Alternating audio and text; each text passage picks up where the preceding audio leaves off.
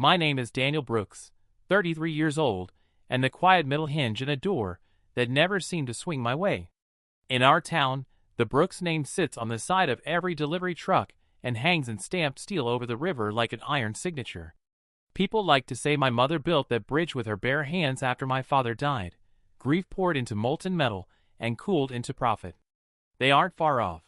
She took a factory on the brink and turned it into Brooks Precision, a crown jewel of American manufacturing, the kind of place that still smells faintly of oil and hot metal even in the executive wing. I grew up measuring myself against that hum.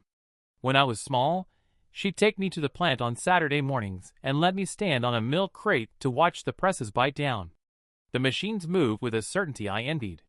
My mother did too. In her world, tolerances were everything. The thickness of a gasket, the timing of a punch, the grief allotted to a widow before she sharpened into a CO. There was a right thickness for every feeling. Mine always seemed a hair off. After my father's funeral, people stopped calling her Elaine and started calling her Mrs. Brooks, the way you address a ship. She accepted condolences with one hand and vendors' terms with the other.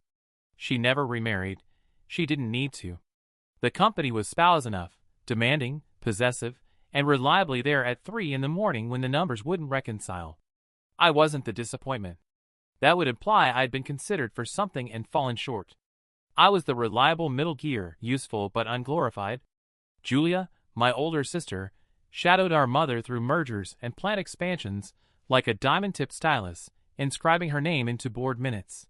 Evan, our younger brother, learned how to make his life look expensive from every angle and never met a camera he didn't love. Between their spotlight and his skylight, there wasn't much left for me but the aisles between racks, the conversations with foremen, the way a machine sounds when it's a week from failing. I earned a degree in industrial engineering and came home speaking in efficiencies and predictive maintenance.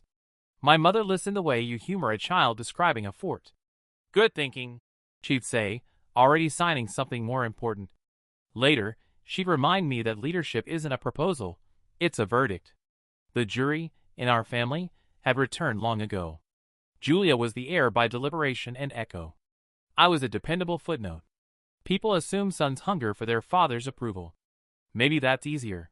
The shape of a father's pride is familiar.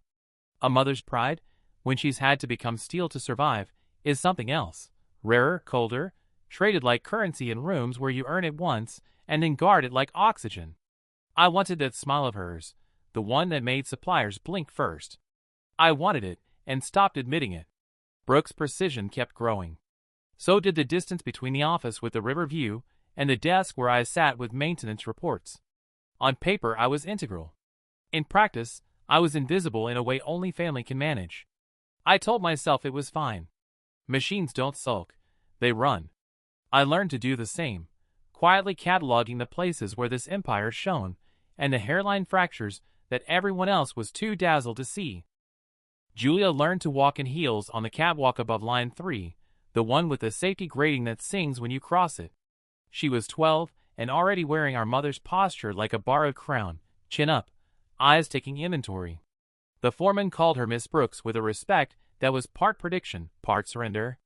She never flinched at the press thunder, never smelled the oil. She smelled opportunity. By high school, she could read a P&L like sheet music and tell you which bar the off-key note lived in. Our mother did not hide her delight. Watching them move together through the plant was like seeing a blueprint laid over a building, intention snapping onto reality. Promotion, for Julia, was never a question so much as a schedule. She collected mentors the way other girls collected bracelets. Mergers and acquisitions became her second language before she could legally sign a contract. She sat in on vendor renegotiations and smiled that exact smile our mother uses right before the price drops.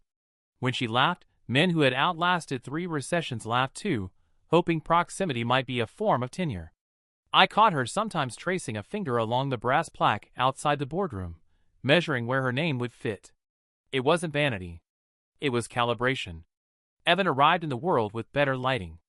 Some people carry weather. He carried a backdrop. The factory made him sneeze, so he learned to visit only on days when the PR team came through, drifting against a railing in a perfectly wrinkled shirt while a camera found him. He was gifted, but not in a way the ledger could weigh. He understood angles, impressions, the currency of attention. Our mother said he'd grow out of it. He grew bigger into it. By 25, he could turn a breakfast into content and a handshake into a sponsorship. When his posts featured the Brooks logo, inquiries ticked up for a day. Then the line flattened, and he flew somewhere warmer to keep the curve of his life from doing the same. At dinners, Julia and our mother talked in nouns with teeth, margins, tooling, arbitration. Evan sprinkled adjectives like confetti, insane, iconic, unreal. I poured coffee and listened, because listening is what you do when you're the part of the machine that isn't chromed. Julia asked me once what I thought of a debt restructure. Before I could finish my sentence, her phone lit up with a banker's name, and the question folded itself away in her pocket. People love a story that assigns roles neatly. The golden child who earns it, the beautiful one who floats, the middle one who minds the shop. It isn't wrong, exactly. It just leaves out the drag coefficient, the cost of being near a gravity so certain it bends your path. I don't begrudge Julia her orbit. She has the burn for it, the heat that keeps engines from stalling. And Evan, for all his gloss, can make strangers feel like they've known him since grade school. There's leverage in that, even if it can't hold a crane. Still, in quiet moments, I catalog the handoffs I never got. The way our mother's gaze lands and lifts. The invisible tally she keeps. Julia gets the keys on a lanyard that never tangles. Evan gets the spare set stamped with a hashtag. I keep a notebook of sounds, the stutter in a gearbox, the whine before a bearing quits, because some inheritances aren't given. They're overheard. The day of the pitch, the boardroom smelled like lemon polish and old victories. 12 chairs, high-backed and carnivorous, waited around a table big enough to land a small plane. I had spent 3 months building the model, predictive maintenance layered over. Real-time throughput analytics, a nervous system for the factory that could feel a bearing heat up 3 days before it screamed. I wore the suit my mother's assistant said made me look credible. I took it as encouragement and not camouflage. They filed in like weather fronts. Mr. Hahn with his thundercloud eyebrows, the McCready twins with their synchronized nods, Julia already flipping through my deck, lips pressed into a useful line. My mother came last, as always, carrying her presence the way some people carry a briefcase, purposeful, heavy, never set down. "Let's keep this tight," she said, the way surgeons say. "Scalpel." I started with the data because numbers don't stutter. Downtime hours, energy waste, the cost of waiting until something fails versus knowing when it will. The model lit up the screen with clean lines and saving projections that made sense even if you didn't know the vocabulary. I showed them where the presses lost their rhythm after midnight shifts, how a new scheduling algorithm could smooth the heartbeat. I talked about sensors the size of bottle caps and software that would turn our guessing into prediction. I was 2 slides from the demo when my mother set her pen down. It made a sound like a gavel. "Daniel," she said, and the room aligned around my name. "We appreciate the enthusiasm." The ellipsis did more damage than the word. She turned to the board, palms open, someone generous with someone else's time. "This is precisely the kind of academic solution vendors love to sell when they've never run steel. Our clients buy reliability, not experiments." A few chuckles found purchase, polite as napkins. I tried to smile, as if we were collaborating on the same joke. "It's not experimental," I said, steadying my voice. "Pilot tests in Bay 2 show." She held up a hand, that simple faucet motion that shuts a person off. "I've seen enough." To the board. "We can revisit sensors when we're done with the union talks and the St. Louis expansion. One change at a time." I looked to Julia, hoping for a bridge. She was tracing a number on the spreadsheet, like a finger over a scar. "Maybe in Q4, she offered, aiming for mercy and landing on postponement. Evan, invited for optics, was composing his face into something supportive, a mirror adjusting to the room's light. I closed the laptop slowly because slamming it would have been the wrong music. The projector went black, the way a stage does when the lead is mistaken for a prop. My mother gave me the smile she reserves for suppliers, asking for net 30. "Good work, Daniel," she said, which in our dialect means, "not for us. Let's move on to the real business." The minutes recorded the decision succinctly. Later, people slapped my shoulder like I'd almost cleared a bar the height of a roof. In the hallway, The hum of the factory bled through the walls, something alive, regular, indifferent. Machines don't embarrass you. People do. I rode the elevator down with my demo sealed in its briefcase, feeling every floor click past like a ratchet that only turns one way. I left on a Tuesday because Tuesdays don't ask questions. The river was the same dull steel as the sign that bore our name, the morning shift already swallowing coffee and clocking in while the sky decided what kind of day to be. I parked on the far side of the lot where the asphalt buckles, where you can see the whole plant breathe, intake trucks like lungs, exhaust stacks like exclamation points that forgot what they were shouting about. In my pocket, my badge felt heavier than its plastic deserved, a small square of permission I no longer wanted to carry. Inside, the corridors smelled like solvent and lemon, the factory's cologne and the boardrooms married in the air. I took the long way to HR, past Bay 2 where my pilot sensors once blinked like patient fireflies before the darkness came for them. Lou at the tool crib lifted his chin. "Morning, Danny." "Morning, Lou." The words were a habit my mouth hadn't told my heart about. I looked at his hands, nicked and stained with work that never makes a press release, and tried not to make a speech no one had asked for. HR was beige and efficient, sympathy laminated. The receptionist slid a form across the counter like a coaster. "Exit interview?" she said, the way you might ask if I wanted a receipt. I checked the box that said no. I didn't owe the company a narrative any more than it had owed me a future. I placed my badge on the desk. It made no sound, but I felt something unhook. On the way out, I stopped on the catwalk above line 3. The grating hummed under me, the same note it had hummed under Julia's heels years ago. Press, retract, advance. The timing was perfect today. It always is once you decide to leave. I wanted to take a souvenir that wasn't theft. A smell, a sound, a vibration my bones could keep. The press has offered them all, indifferent and generous. I took the whole cord. My mother's office door was closed. A slice of her voice leaked through, clipped and metallic, negotiating something larger than my departure. I stood there long enough to feel stupid, then wrote a note on a yellow pad I stole from myself. "Thank you for everything you built. I'll be building too. D." I didn't sign my full name. Maybe pettiness, maybe privacy.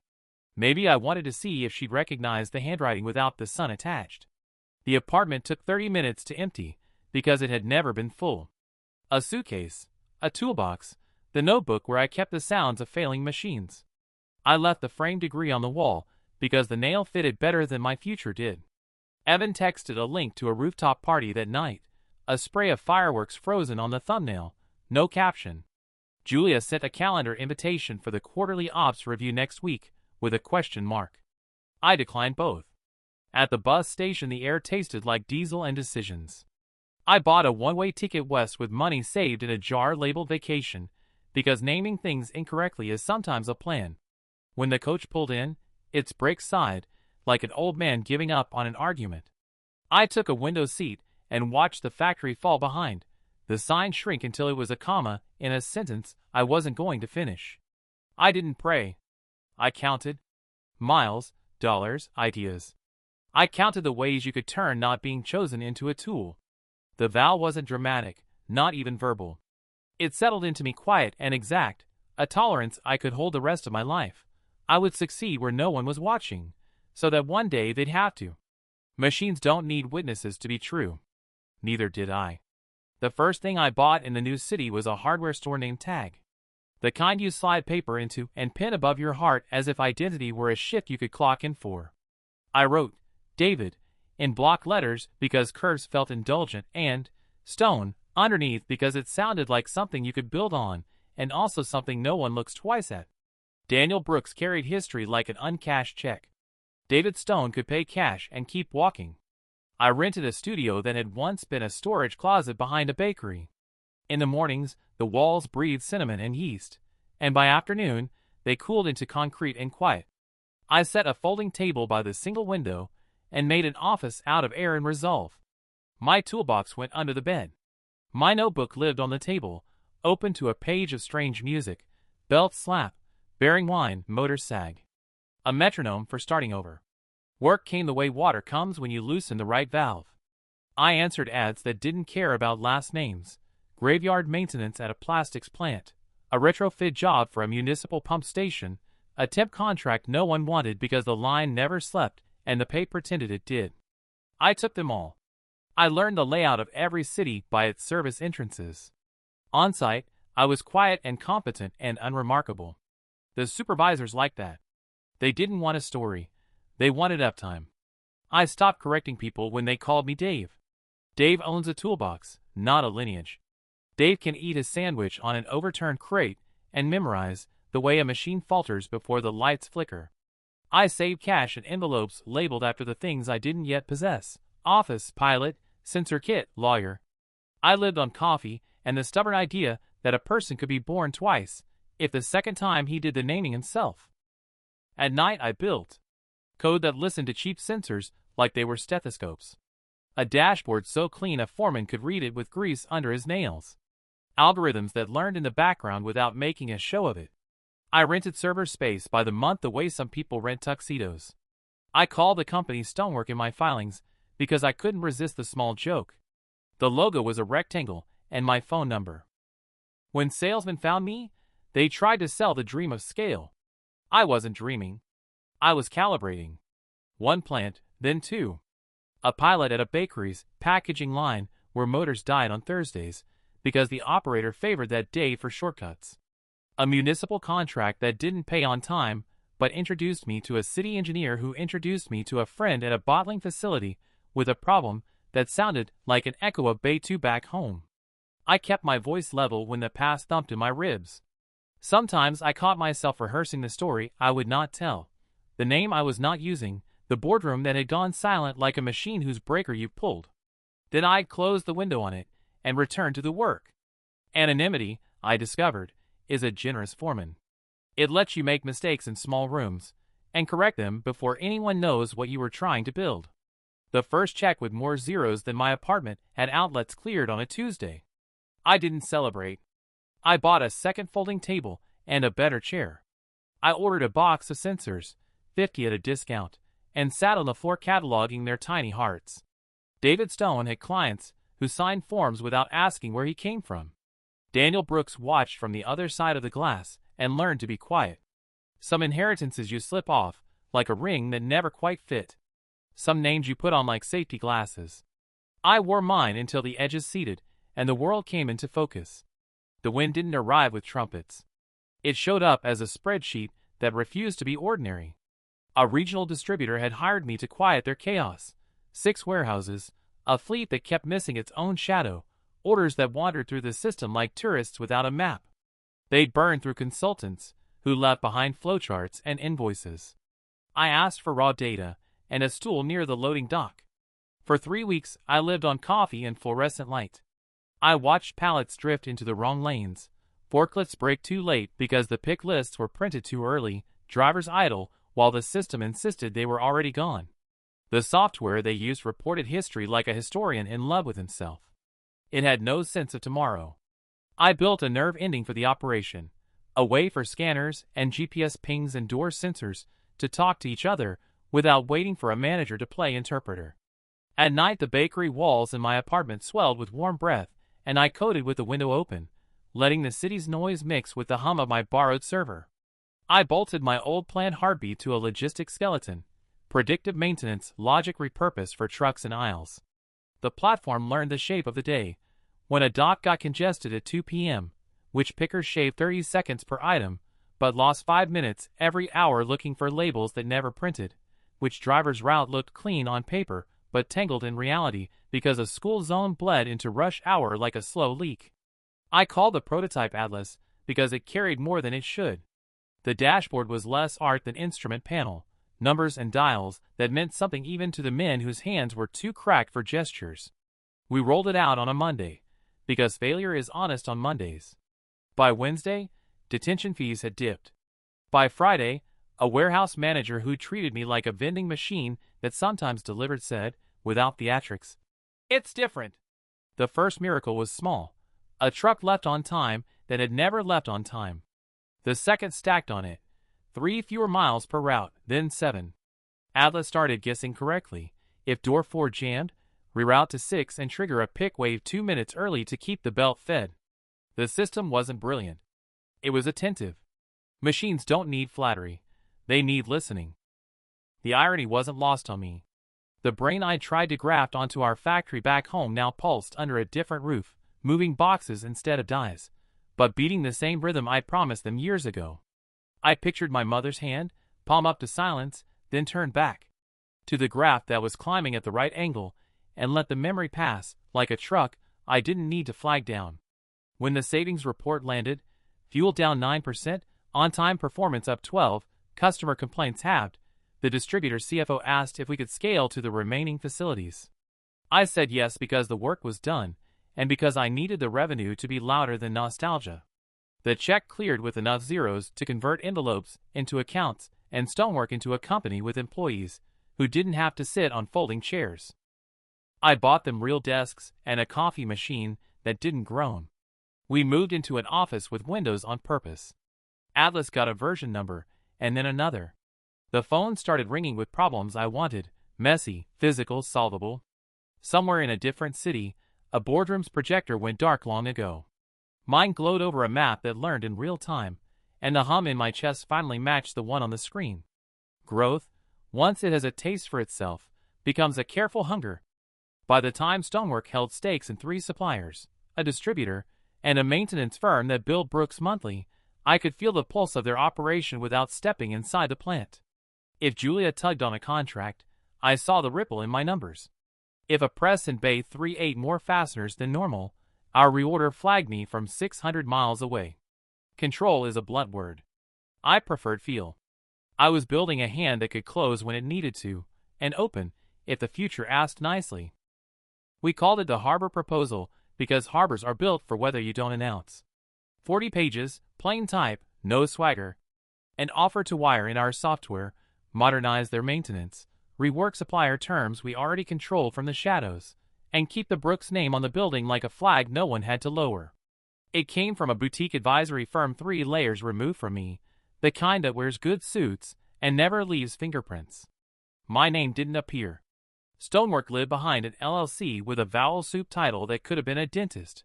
I wrote the executive summary the way you write instructions for a life raft: simple, unsentimental, accurate.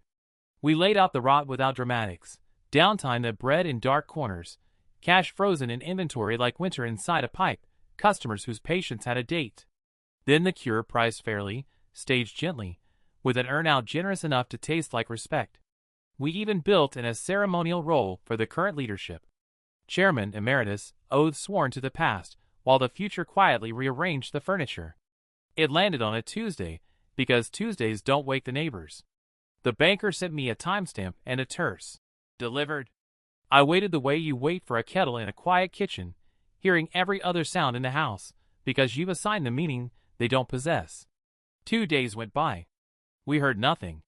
On day 3, my phone lit with a forwarded email from the banker. Declined. Not aligned with strategic priorities. No counter. No questions. 3 sentences pressed flat as sheet metal. It was signed by my mother's assistant. I told myself that was logistics, not verdict. I told myself to be patient, that real decisions take place behind closed doors after the first no has done its theater. I lasted until evening, then called the receptionist and asked for procurement under a name I'd used before. The hold music tried too hard to sound like confidence. When the line clicked, I heard Julia's voice, small from distance and large from memory, talking to someone else in the room. She said the word vendor, the way our mother says. Experiment. The next morning, a courier envelope showed up at our office, our copy of the proposal with a red received stamp on the first page and the rest of it still stapled virgin. The staple's legs were unbent and shy. The packet hadn't even been fanned. My team pretended not to watch me read paper I knew by heart. I put it back in the envelope as if I were putting a child to bed. In the factory of my head, a breaker tripped and the lights came back brighter. Anonymous had been, in its way, merciful. It gave them a chance to choose the medicine without tasting my name. They'd rejected the cure, not knowing the hand that held it. The sting was clean because it was impersonal. Clean stings heal fast, dirty ones fester. That night, I walked by the river where freighters dressed the dark in red and green dots. I thought about my mother's open palm in the boardroom, the faucet turn that shuts off a person mid-sentence. I had given her a harbor, and she hadn't even looked for the waterline. Fine. If the door doesn't open to a knock, you stop knocking. You by the hinges. I flew home on a plane that didn't need my last name. No logo on the tail, no bragging in the cabin, just leather that remembered you and a hum so even it made conversation optional. The charter broker called it light jet class, which sounded appropriately modest for crossing a continent, with the kind of paperwork you don't photocopy at a hotel business center. I spent the hours over cloud and desert reading the deal for the last time, running my finger down clauses like a machinist checking tolerance, feeling for burrs that weren't there. The wire instructions lived in my pocket like a warm secret. By the time we banked over the river, ownership was a matter of Tuesday signatures and oxygen. On the tarmac, a driver held a sign that said Stone, because there's safety in being exactly who you say you are when no one knows what it means. The car was black and quiet, newer than my memories, but not loud about it. We passed the plant on the way in.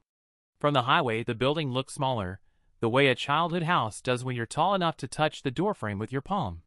The sign still threw its steel into the gray sky, unbothered by the math happening in a server 2 states away that would change whose name paid for its bulbs. I'd packed like someone who had learned the difference between money and noise. A suit that fit correctly. Shoes that could cross a factory floor without needing an apology. A watch the color of decisions. Nothing with a logo bigger than a thumbprint. Wealth wants to be seen. Leverage prefers a seat by the window. At the house, the wreath was already on the door, and the hedges had their November discipline. Inside smelled like citrus and old wood, and the kind of order that takes staff to maintain. My mother's hand on my shoulder was brief and accurate, a machinist's touch. "You made it," she said, and in our dialect that means, "be useful." Julia glanced up from a spreadsheet on her phone, a tiny frown smoothing when she placed me in the room's flow. Evan appeared with a camera's smile, and a sweater that had to be dry cleaned by someone with opinions. "Long flight?" my mother asked, already scanning a list that had more to do with tomorrow's menu than with me. "Smooth," I said. "Tailwinds." We did the inventory dance of families, who know each other's defaults. Julia reviewed a supplier contract aloud, as if the walls were consultants. Evan narrated the arrangement of candlesticks to an invisible audience. I helped the housekeeper carry in 3 cases of wine, and snapped open the cardboard like I belonged in either world. When my phone buzzed, I stepped into the mudroom and checked the message. Escrow confirmed, signatures queued, Tuesday 9 a.m. I stared at the washer's blinking lights until my face forgot to show anything. Then I slipped the phone back into my pocket and re-entered the house the way you walk into a plant when the line is running well, eyes open, hands empty, listening for the one note that doesn't fit. At dinner I would hear it. Tomorrow I would name it. Tonight I was a son with a suitcase and a straight tie, home for Thanksgiving, just like everyone expected and nothing like it at all. The guest room hadn't changed, except the bed seemed smaller, and the trophies on the shelf had yellowed into artifacts. Debate plaques with my name sharp, as if engraving could preserve relevance. The window still faced the river, and if I leaned, I could see the edge of the plant's roof line like a knuckle under skin. I set my suitcase on the trunk and listened to the house breathe. The whir of ducks, a distant drawer, my mother's heels mapping orders into the hardwood. Julia knocked without waiting. She always has the key to every room, actual or implied. She took me in with one sweep, suit still crisp, tie straight, a man who hadn't been bumped by his travel. "You look rested," she said, in a tone that filed the observation where it couldn't do damage. Her phone hovered, already angling between a spreadsheet and a text chain I wasn't supposed to know about. "Mom's thinking of pulling the trigger on the LaSalle contract. If they nick us on payment terms, it wrecks the St. Louis timeline. Thoughts?" I could have given her 12, all of them sharp enough to pierce a cost of capital argument. I could have told her LaSalle's credit rating had hairline fractures, and the distributor I owned would soften them if asked correctly. Instead, I said, "Watch the net 60. It'll breathe into net 90 before you notice." She nodded the way you nod at a weather report when you've already decided on the coat. She sat on the trunk beside my case like it belonged to her, because in most narratives it does.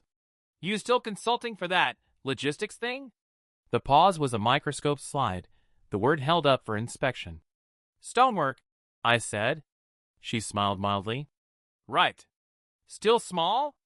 I let my expression do nothing. Small works, I said. Her eyes moved to the wall, where a photo of us 3 kids at the plant opening lived under glass. She stood with that easy transfer of weight that means a meeting is now in a different room. Dinner at 7. Wear something that doesn't shed. She left me with the faint smell of her perfume and the cool of displaced air. Evan arrived 10 minutes later with a camera in his hand instead of a greeting. He framed me into shot and then performed surprise. Look at you, Mr. West Coast. Did you Uber from the airport or have they invented teleportation where you live? He wore a sweater that had never known lint and an expression that had. His hug was light and expertly timed for the click. Still doing the videos? I asked. He brightened, practiced and genuine at once. Brand pivot. Less lifestyle, more legacy. People love a family business arc. You should come on the pod. We'll do a brothers of industry thing. I'll send talking points so you don't, engineer the vibe.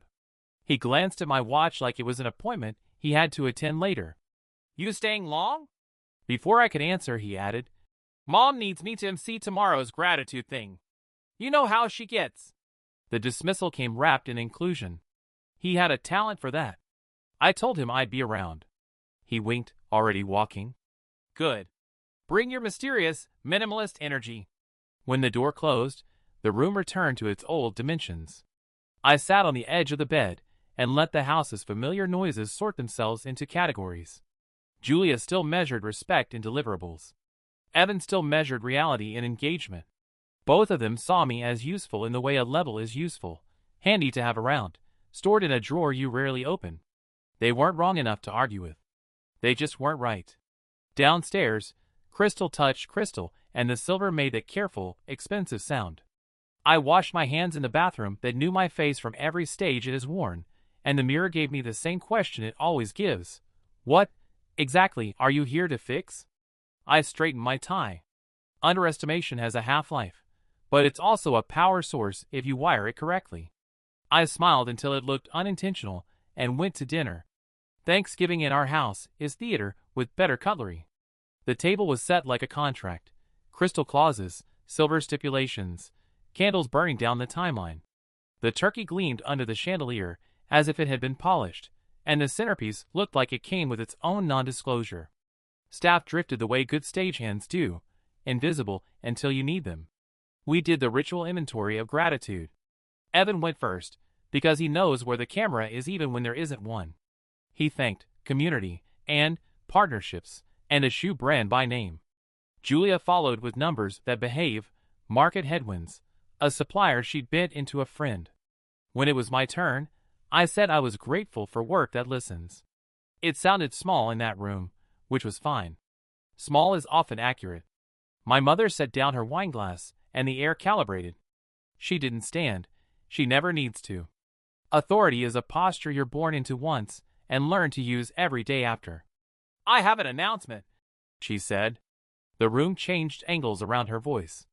You know what this company has cost and given, she began, the familiar preface to stories that end in triumph. I built Brooks Precision because I had to. I kept it because I chose to. And now, the right thing, the necessary thing, is to let it evolve. Julia went very still, the way a hunter does when the woods talk.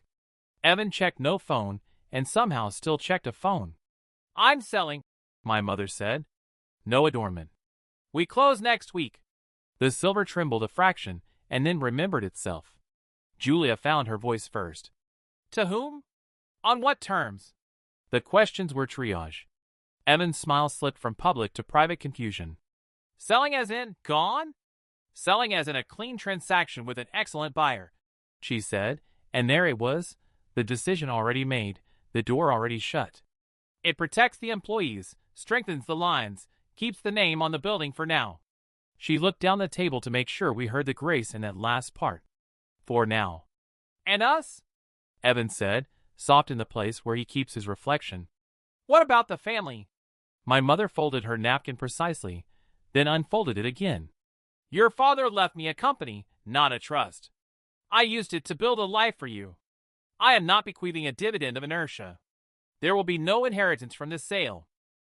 It was almost kind, the way she said it. A surgeon's gentleness when the cut still has to be deep. Julia's face didn't move, which is how you know it landed. "The foundation we discussed?" she asked. "Yes," my mother said. "A fund for technical education, women and trades, endowment sized. You'll be proud of it." Evan laughed once, a dry, surprised sound. "So we get a plaque." He wasn't built for sentences without adjectives. "I've given more than a plaque," Julia said, and the room cooled a degree. 10 years of my life. And I gave you a company that taught you how," my mother replied, not unkind. "No one is owed the rest." I cut a small square turkey because my hands needed a task. The gravy boat winked light across its curve, and I watched my face distort for a second into someone less composed.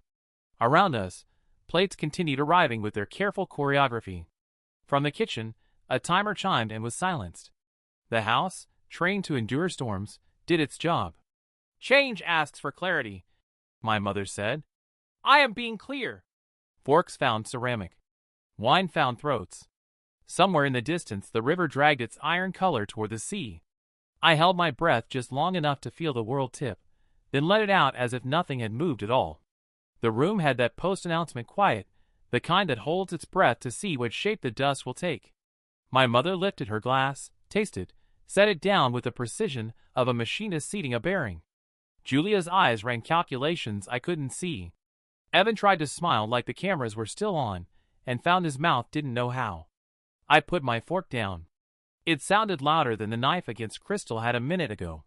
"There's one more piece you should hear," I said, "because if a breaker's going to trip you may as well be the one who flips it." My mother's gaze found me, and flattened into neutrality, the face she uses for auditors and storms. "Daniel," she said, a warning disguised as inquiry. "The buyer?" I said. "It's me." No poetry. Just the weight of a simple sentence laid on a polished table. The silence changed temperature. The candles clicked softly as if they, too, were adjusting to new air. Evan's laugh arrived late and brittle. "Good one," he said, looking around for a laugh track that didn't show. Julia didn't blink. She never wastes the motion. "Explain," she said. "Stonework capital," I said. "Through subsidiaries.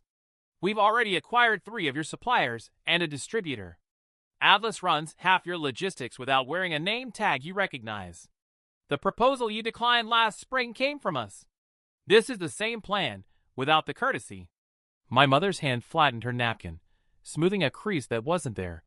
"You're telling me you've been circling?" she asked, the word selected like a tool. "Not circling," I said. "Building. Around you. Toward you." Evan shoved back from the table, so quickly his chair protested. "You stalked our family business, and you didn't tell us? You didn't tell me?"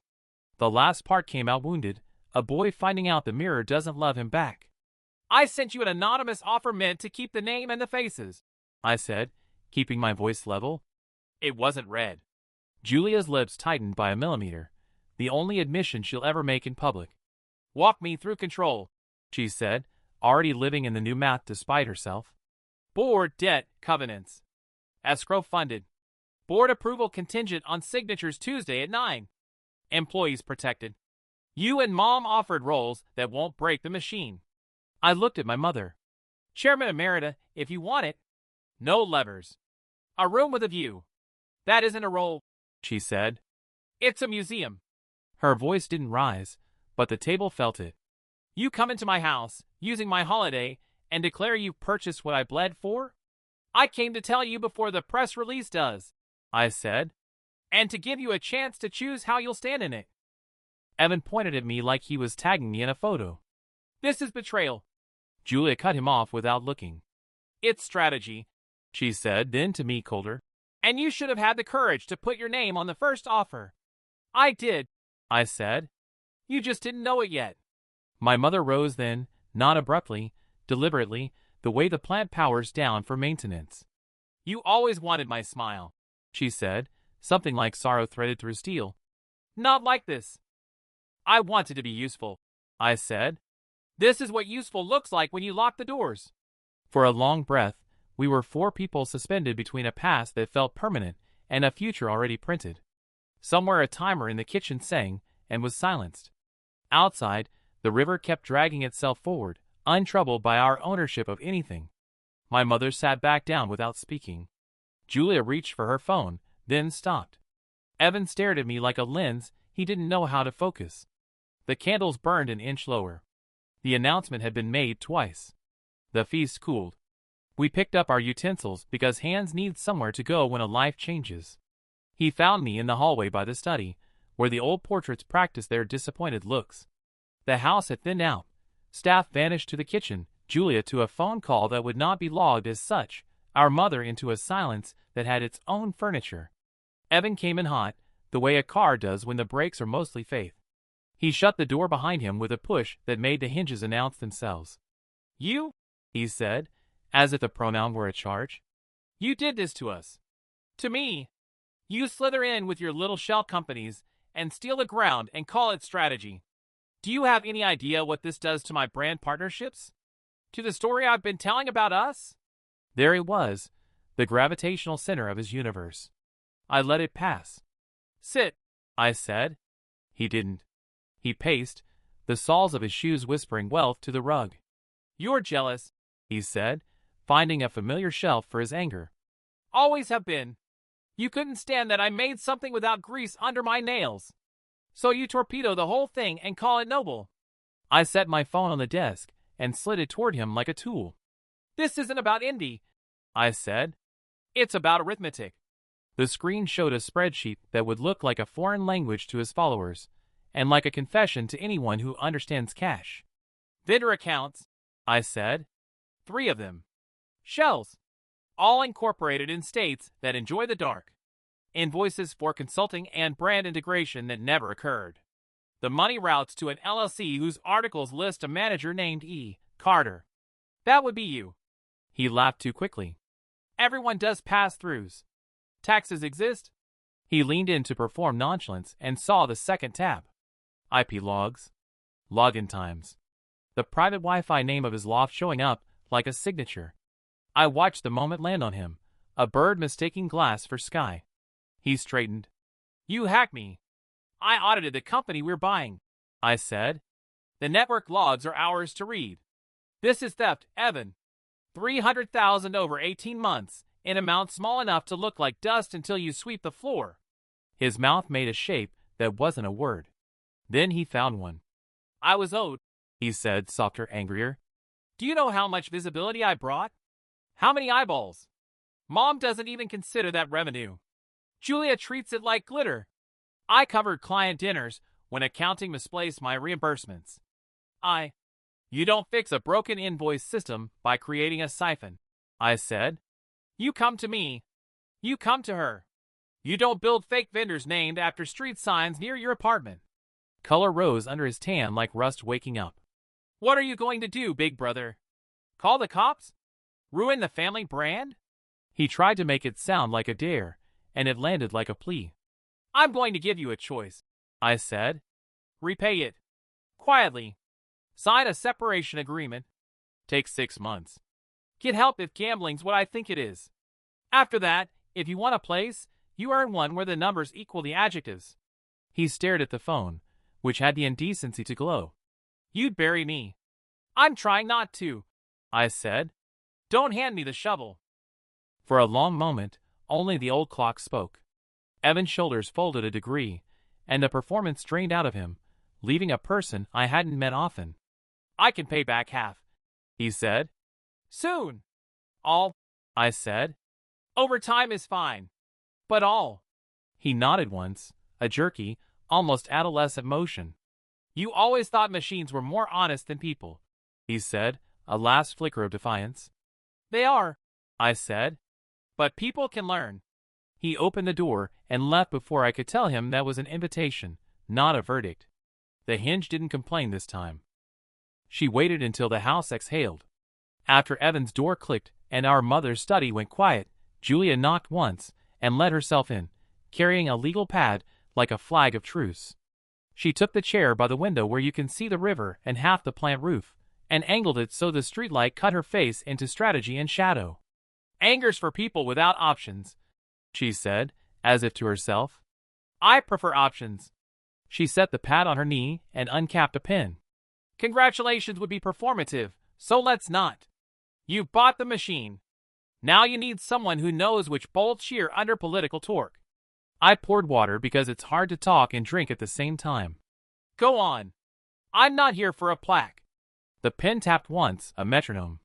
You don't want our mother in operations. She'll consult and undermine in the same sentence. Evan's an asset only at a distance. That leaves me.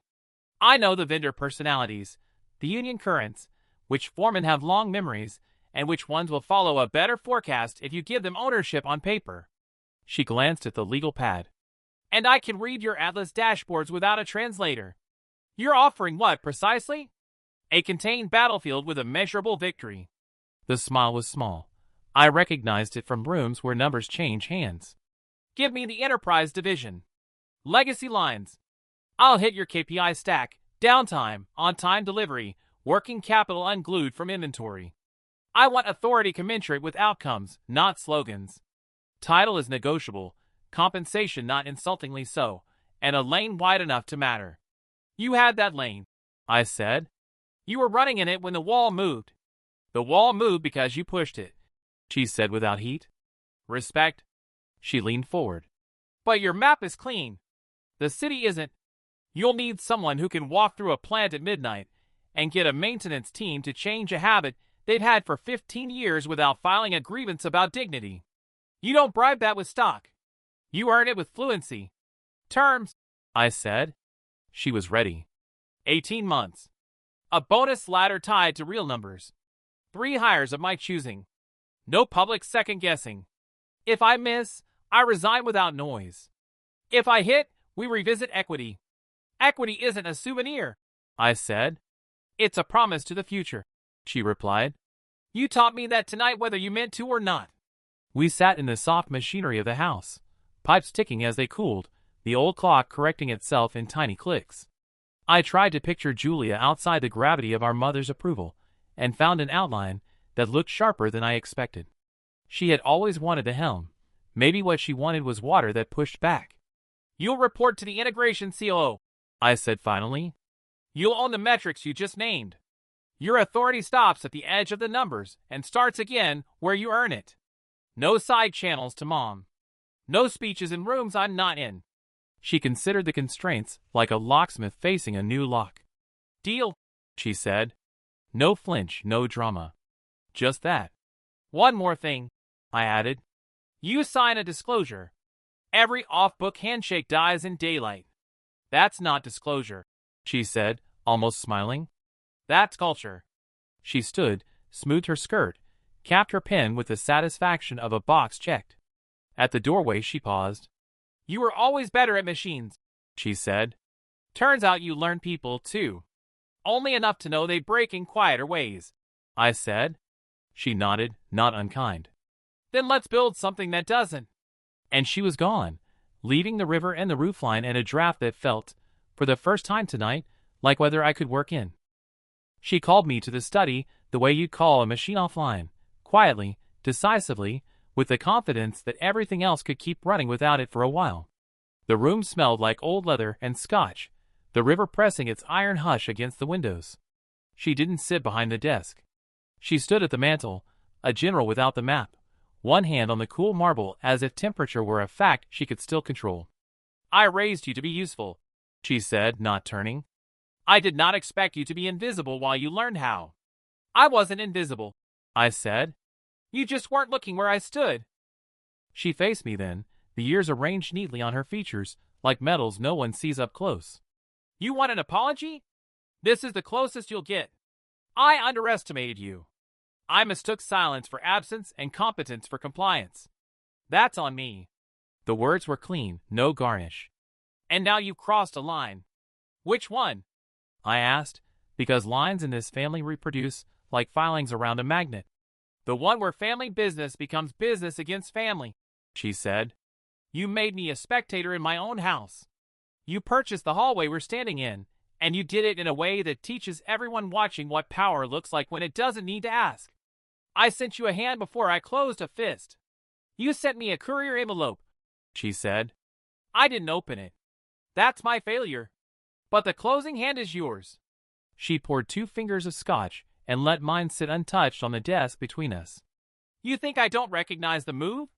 I have done versions of it to men who wanted to pat my head and sell my inventory back to me at a markup. I called it survival and later strategy. It is both. It also leaves marks. I left you a chair, I said. With a view. A museum placard, she said. I'm not done being steel just because you decided the bridge is yours. We stood in the soft mechanics of the house, the clock adjusting its breath, the ductwork settling. You can hate that I did it, I said, and still see that it saves the thing you built. She considered that, eyes on the dark window where our reflections goes to the compromise we hadn't made. I see it, she said finally. I also see that every person in those factories will learn a new story tonight, that Brooks can be outmaneuvered by Brooks. We will never uncross that. It was crossed when I was told to wait my turn and discovered there wasn't one. She lifted her glass, then set it down unread. You've won, she said. Don't mistake that for being right about everything. I'll take the chair, for now. I'll keep my hands off the levers you've claimed. But understand me, Daniel, I will not pretend to bless the method. You built something I didn't see coming. Respect. You also made the kind of cut that heals into a different shape. Different is the point, I said. She nodded once, the smallest concession and the largest. Then live with it, she said, and walked past me, leaving the scotch, the window, the line between us glowing faintly like a seam in hot steel that will, with time and pressure, either hold or crack.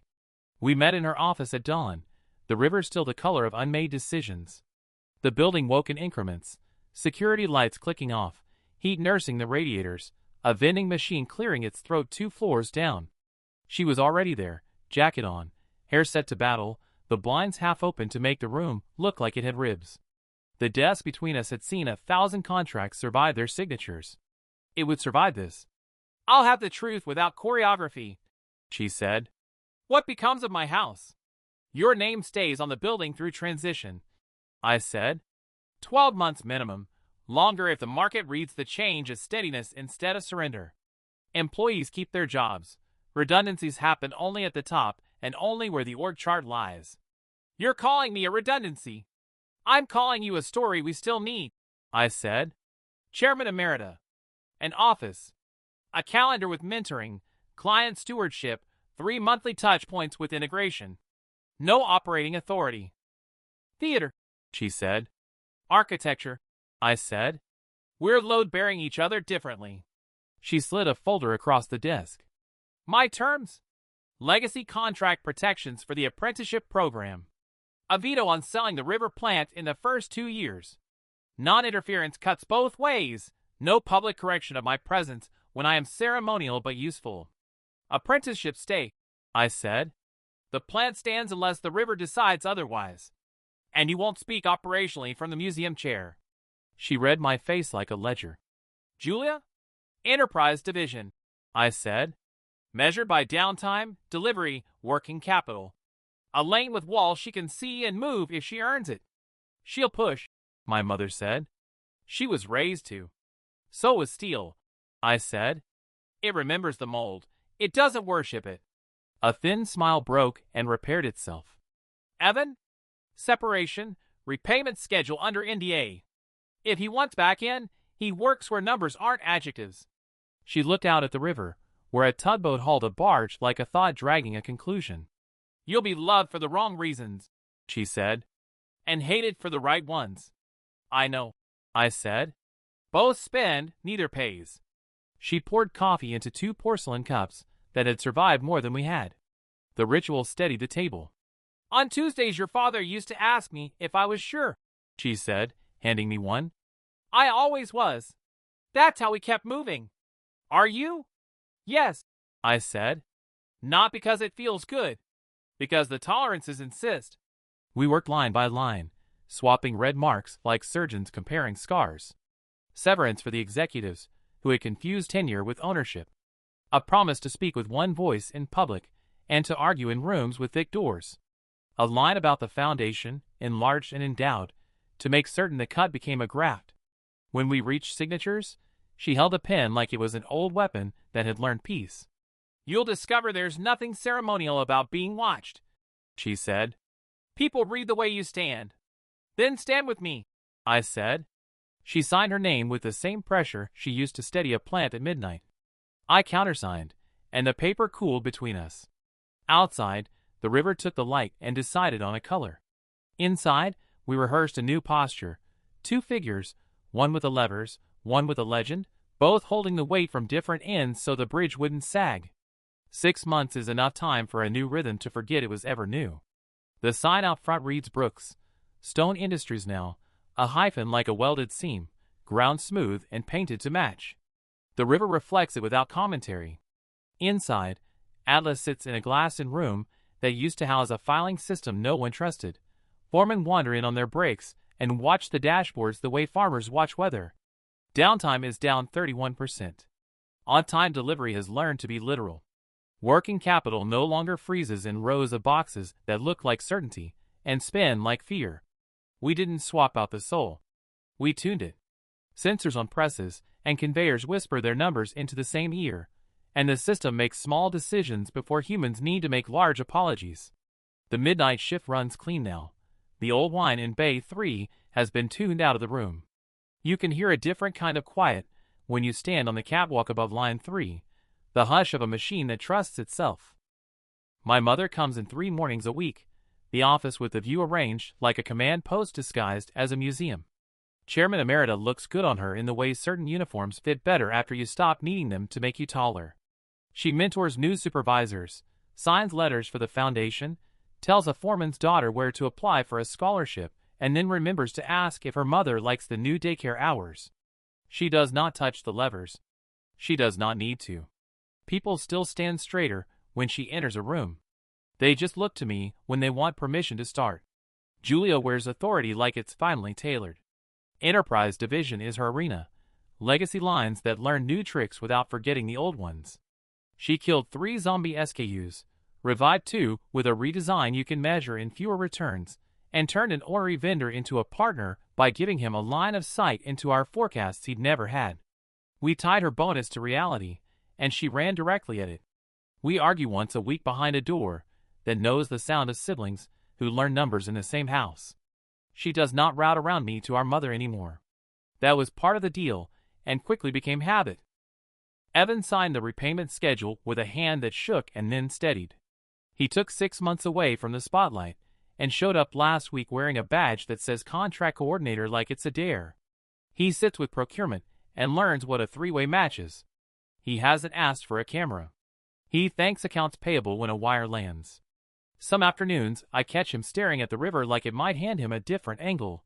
Then he goes back to work. The apprenticeship program doubled. The foundation's first cohort sent 5 women into our maintenance pipeline and 2 into engineering scholarships. The union president and I meet on Tuesdays to argue about things that matter and to agree, often enough, on the shape of the future. Vendors stop by and leave with fewer promises and more schedules. I still walk the plant at odd hours, listening for the one note that doesn't belong. It's there, it always is. A company is a complicated song, and perfection is just a chorus you hit sometimes. We had the sign painter add a small line under the new name, EST 1979/Rebuilt 2025. It's a truth and a bridge.